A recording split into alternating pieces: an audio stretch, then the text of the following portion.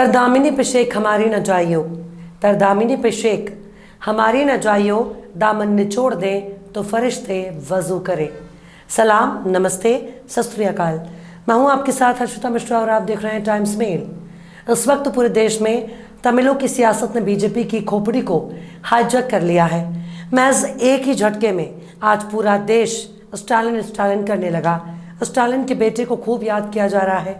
मुख्यमंत्री रहते MK Stalin से ज्यादा उनके बेटे की पूछ हो रही है। दक्कन में बैठी महज एक सियासी जमात ने पूरे देश में तहलका मचा रखा है। स्टालिन के बेटे के महज एक बयान ने चलते फिरते इंसानों को लंगूर में तब्दील कर दिया। हर कोई यही सोच रहा है कि आखिर स्टालिन के लौंडे ने क्या बोल दिया। हर कोई जिक्र कर रहा है कि स्टालिन के बिटवा ने ई का बोल दिया।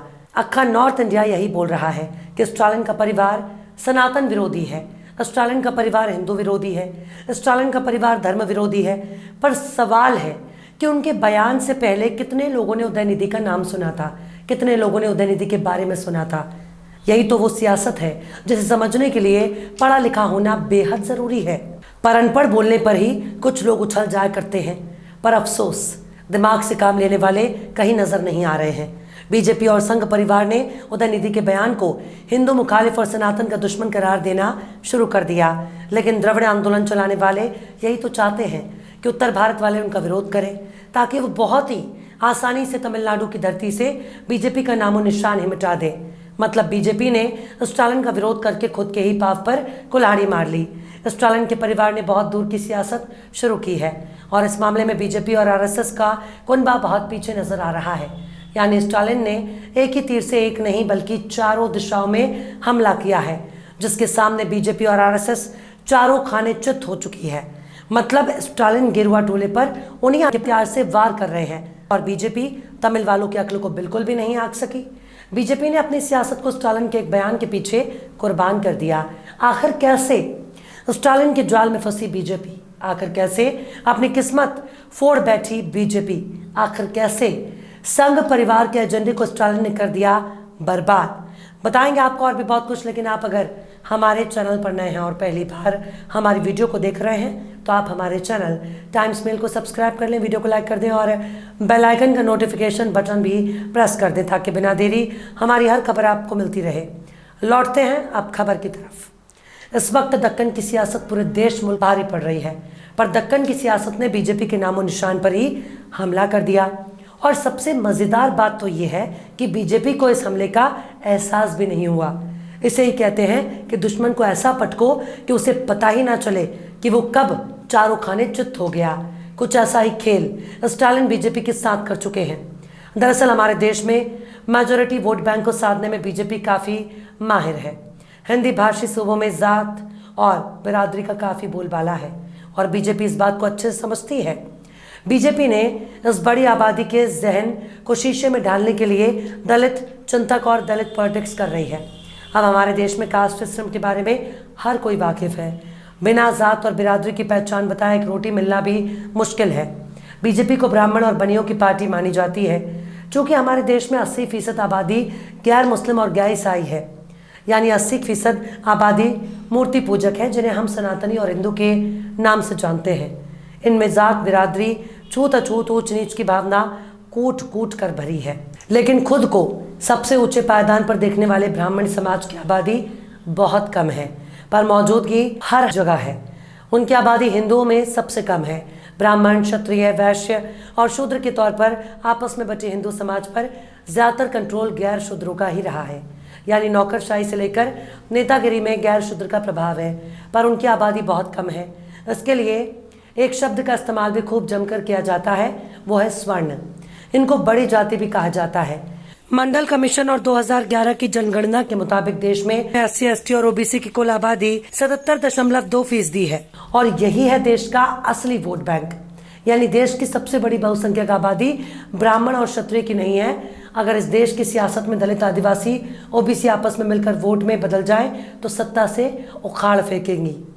तमिलनाडु में बीजेपी के साथ DMK ने यही खेल खेला है, जिसे बीजेपी ने समझने में काफ़ी देर कर दी है। अगर गैर सवर्ण बहुसंख्यक आबादी एक हो गई तो बीजेपी साफ हो जाएगी। आपको याद होगा कि अक्सर हैदराबाद के असदुद्दीन ओवैसी पार्टी की जय भीम और जय मीम का नारा देती है। ये मीम का मतलब मुस्लिम हो गया और जय भीम का मतलब बाबा साहब भीमराव अंबेडकर है। मतलब भीम उनको कहा जा रहा है जो भीमराव अंबेडकर को अपना मसीहा मानते हैं। दक्षिण की सियासत में पेरियार को द्रविड़ों को मसीहा कहा जाता है। द्रविडियन विचारधारा को मानने वाले खुद को देश का मूल्यवासी समझते हैं।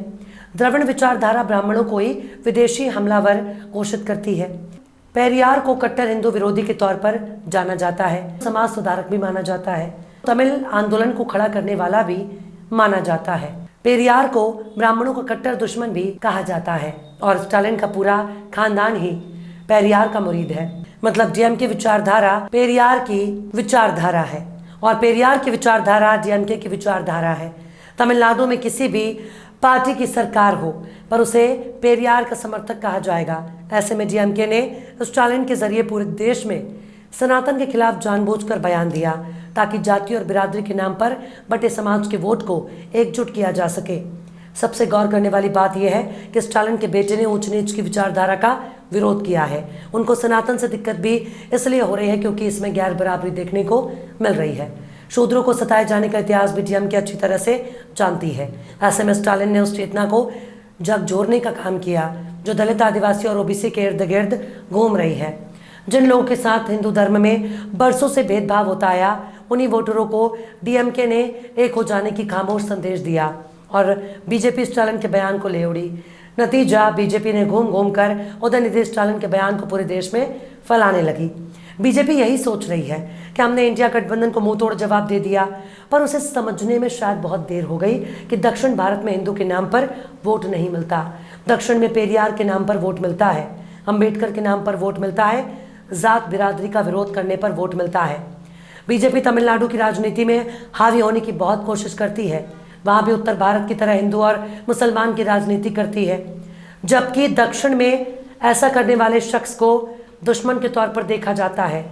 बीजेपी वहाँ हिंदुत्व के नाम पर वोट लेना चाहती है, जबकि यहाँ सामंतवादी सिस्टम के खिलाफ आंदोलन करने वालों की जमीन मजबूत है। स्टालिन का परिवार सामंतवाद का विरोधी है। एक धार्मिक परिवार में जन्म लेने वाले नेता आगे चलकर नास्तिक विचारधारा को अपनाते हैं। चूंकि पेरियार भी कट्टर नास्तिक थे और देवी देवताओं के गुर विरोधी थे, इसलिए स्टालिन भी उन्हीं की राह पर है। तमिलनाडु या फिर द्रविड़ राज्यों में हिंदुत्व और सनातन के नाम पर वोट नहीं मिलेगा, बल्कि आर्य विरोधी और सनातन विरोधी के तौर पर वोट मिल सकता है। वहाँ पेरियार के नाम पर वोट मिल सकता है, पर हिंदू हिंदू रटने से वोट नहीं मिलेगा। उदयनिधि के सिर काटने वाले बयान के बाद जिस तरीके से उदयनिधि का बयान सामने आया वो इस बात की तरफ इशारा कर रहा है कि उत्तर भारत के हिंदू जितना ज़्यादा स्टालिन का विरोध करेंगे, तमिलनाडु की जनता उतना ही अपने नेताओं के पक्ष में खड़ी रहेगी। वहाँ के नेता धर्म के नाम पर नहीं बल्कि बुनियादी मुद्दों के नाम पर चुनाव लड़ते हैं। वहाँ तमिल भाषा को लेकर एक कट्टरता नजर आती है। हिंदी भाषा अगर उन पर थोपने की कोशिश होती है तो वो लोग तुरंत आंदोलन के लिए खड़े हो जाते हैं। ऐसे में हिंदी भाषा का विरोध तमिलनाडु की जमीन को डीएमके के लिए मजबूत बना रही है। जिस तरह से उदयनिधि की हत्या करने वाले इनाम देने का ऐलान अयोध्या के तपस्वी छावनी के जगत गुरु परमहंस आचार्य ने किया, उसके तुरंत बाद उदयनिधि का बयान आता है। उसके साथ ही डीएमके नेताओं के जरिए जगत गुरु परमहंस आचार्य का पुतला फूंकने की तस्वीरें भी सामने आ रही हैं। उससे तो यही लगता है कि डीएमके ने उत्तर भारत में उनके बारे में होने वाली एक एक हरकत पर पैनी नजर बनाए हुए हैं, जिसका जवाब देकर स्टालिन की पार्टी तमिलनाडु की जनता से दिल खोलकर वोट हासिल करेगी। दक्षिण के आवाम के लिए मंदिर जाना और पूजा पाठ करना कोई नई बात नहीं है। पेरियार के आंदोलन के बाद से ही तमिलनाडु के मंदिर में हर जाति के पुजारी मौजूद हैं। सबसे ज़्यादा मंदिर भी तमिलनाडु में ही मौजूद हैं, जबकि उत्तर भारत के लोगों को दक्षिण के मुकाबले कम धार्मिक माना जाता है।